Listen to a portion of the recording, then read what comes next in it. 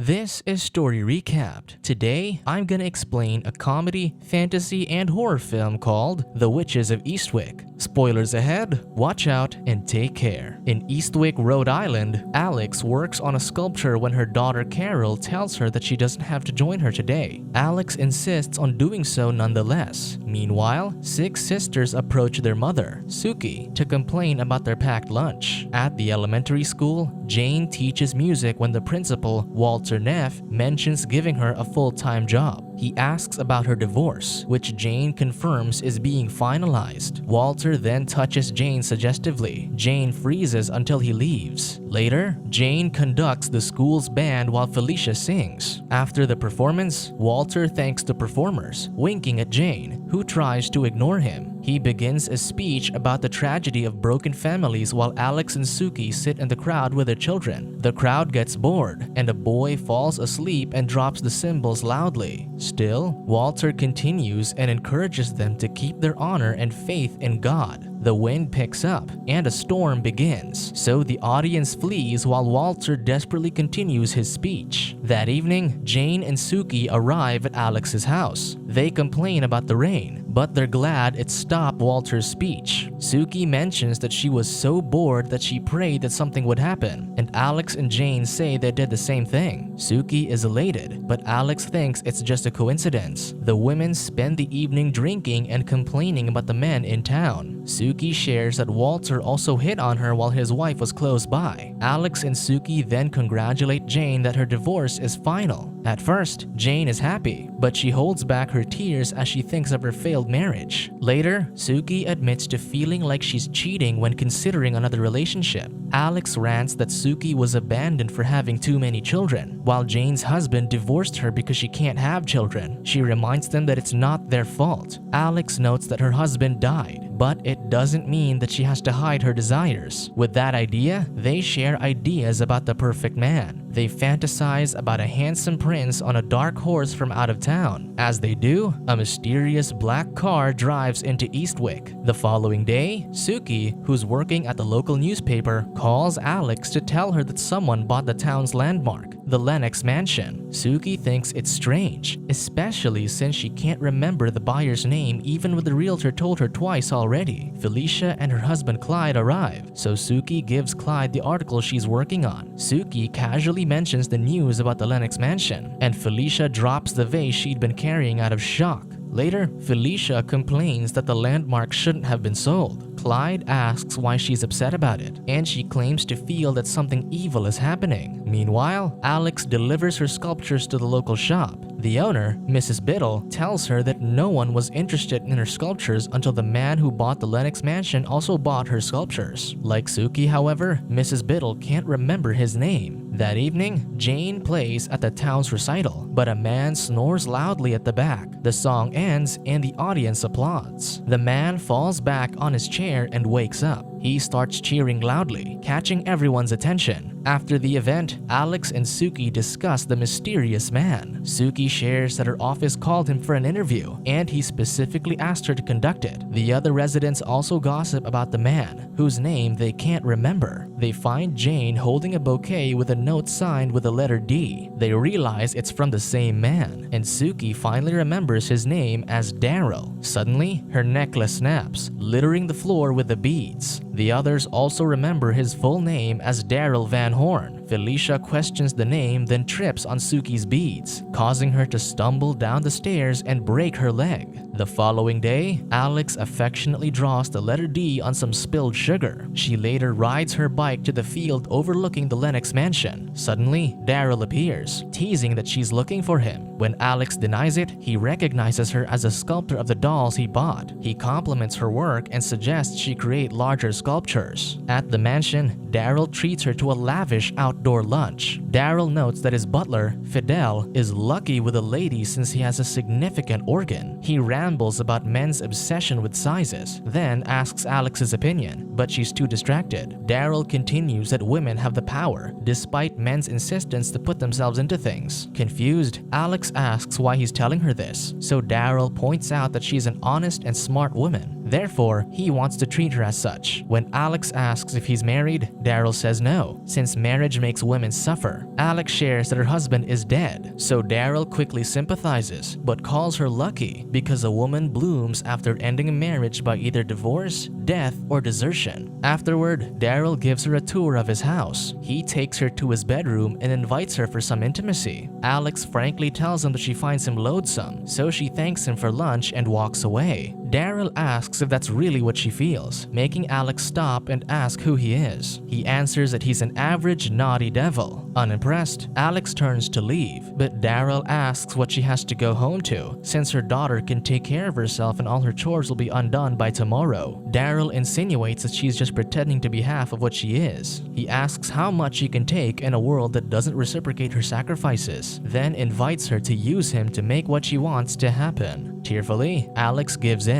The following day, Clyde takes care of Felicia in the hospital, but she ridicules him for running the newspaper to spread gossip while ignoring evil. She calls him spineless and immoral, then becomes hysterical. Later, the doctor explains that Felicia's broken bone released fat from the marrow into her bloodstream. The fat got into her blood vessels in the brain, thus her behavior changed. Clyde is still concerned, but the doctor assures him that it'll pass. Soon, Felicia calms down and regrets the awful thing she'd said. Just as Felicia worries that something evil is inside her, Suki arrives. Felicia becomes hysterical again. At her home, Jane practices with the cello until one of the strings breaks. Suddenly, the doorbell rings, and Jane finds Daryl at her door. Jane prepares coffee for him when he asks for 4 sugar cubes, noting that he loves sweet things. Jane gets flustered, bumping her head on the lamp and spilling some coffee. When Daryl asks if he makes her nervous, Jane quickly says yes, but tries to take it back. Daryl encourages her to be honest, but Jane just casually asks him why he's in Eastwick. Daryl answers that he wants to settle down and likes the mansion. Jane explains the history where witches were burned in the same area as the mansion. Daryl argues that the witchcraft scare was started to get the midwives out of the childbirthing business. He adds that men hate powerful women, therefore, they call them witches. When Daryl plays his violin, he captivates Jane. She compliments his music and downplays her skills. Daryl argues that she has precision. However, he tells her that her bowing is a failure. He tells her not to hold back, but Jane cries that she practices until her fingers bleed. Suddenly, Daryl parts her legs, only to put her cello on her. He encourages her to play, so she does. Jane starts to play freely while Daryl plays the piano. The two play music passionately until Jane's cello strings steam up.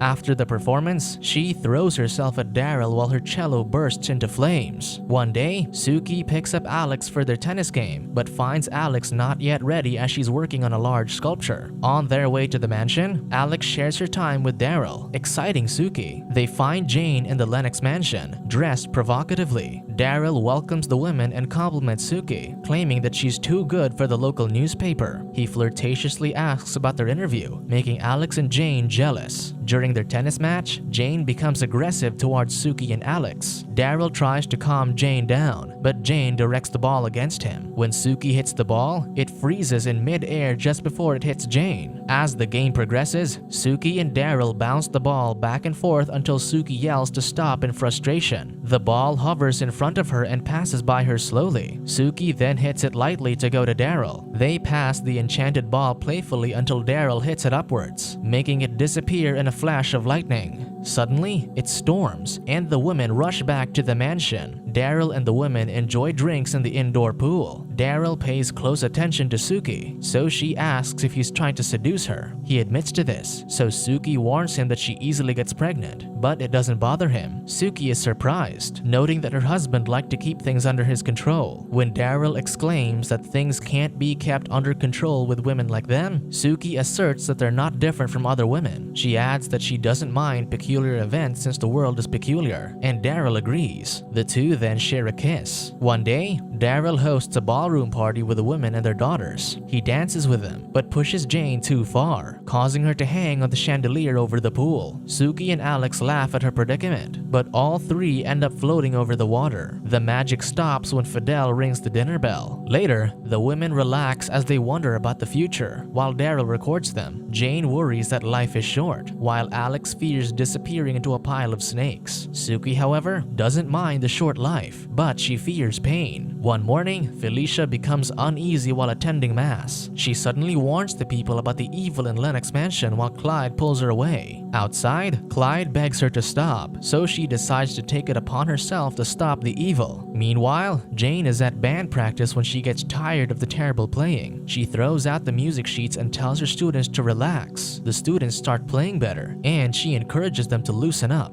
Soon, Jane shops at the supermarket and sees the headline in the newspaper about the Lennox Mansion controversy. She catches one woman calling her a derogatory word while the others nod in agreement, so she walks away. Suki confronts Clyde about the article, but he defends that the town is already talking about them. She insists that it's not true and figures that Felicia is the one who pushed the article. Clyde admits this, lamenting that he doesn't know what to do with her condition. That evening, Suki advises Daryl and her friends to stop seeing each other because Felicia has visions of them. Felicia claims that the devil is in Eastwick, and Jane adds that she's scared off her students' mothers, forcing them to drop out of her class. Alex agrees with Suki's advice, but Daryl insists on not letting Felicia get to them. He offers them some cherries, so each woman takes one. At her home, Felicia suddenly starts choking and spits out a cherry pit. The women continue to discuss what to do with Felicia. Jane suggests getting rid of her, but Alex notes she can say such things because she doesn't have kids. Jane asserts that they're her family, so she doesn't want to lose them. She wishes that Felicia goes away, so Daryl feeds her another cherry. Felicia spits another cherry pit at her home, convincing her that Daryl is getting to her. Clyde turns away as Felicia starts getting aggressive. Felicia realizes what Daryl is, but vomits mounds of cherry pits, worrying Clyde. She asserts that they need to warn the women because Daryl intends to have sons with them to spread his evil. Felicia retches violently again, so Clyde decides to end things. After a few swings, Clyde ends Felicia's life with a fire poker. The next day, the women discover Felicia's death. Suki insists that Clyde couldn't have done it, so she concludes that they made it happen. Alex argues that they were just talking, while Jane thinks they need to talk to Daryl. Alex gets sick of Jane relying on Daryl, and the women start arguing. Suddenly, the wind picks up, and the ground cracks, so they run away. That evening, none of the ladies arrive at the mansion. Daryl calls Alex to invite her over, but Alex suggests that they need time away from him. The next day, Suki finds Daryl standing in the rain with a fruit basket. However, she refuses to accept them or invite him inside. Next, Daryl goes to Jane's house, but she isn't there. Frustrated, he leaves a music sheet at her door, marked with a D. Days later, Jane's doctor reveals that she's pregnant. Jane happily goes to Daryl's mansion, but finds him watching the video he recorded of them repeatedly. Suddenly, Jane sees her hands wrinkle rapidly, so she hides before Daryl notices her. After confirming that the wrinkles were an illusion, she hears Alex's fear in the video, so she goes to warn her. Alex wakes up to find snakes in her bed. She screams as she rushes outside, where Jane finds her. Next, Suki suddenly feels immense pain and is thrown back violently. The next day, Jane and Alex learn that Suki is hemorrhaging, but they don't know the cause of her pain. When they check on Suki, they learn that they're all pregnant. Alex rushes to Daryl's mansion to confront him about Suki's condition, but he doesn't care because they shut him out. He claims to have given them everything, yet they abandoned him. Alex notes that they appreciate what he did for them, but he shouldn't use his power to harm others. Still, Daryl insists that he wants them back because he loves them. He then kisses Alex, and she reluctantly accepts. At the same time, Suki's pain stops. Soon, Daryl welcomes the ladies back to his home. Daryl is happy as the trio joins him in bed. The next morning, Daryl and Fidel head out to fetch the ladies some desserts. When they leave, the ladies immediately collect a book of spells, hairs from Daryl's comb, and candles which they melt. They also burn Daryl's personal belongings. Afterward, they create a wax voodoo doll in Daryl's image. They stab needles into the doll, causing Daryl pain. They then use pillow feathers to cover the doll, causing Daryl to spit out feathers. Daryl realizes what the women are doing just as they release powerful winds against him. Daryl gets swept by the wind until he reaches the church, interrupting the mass. The women then eat handfuls of cherries, making Daryl vomit.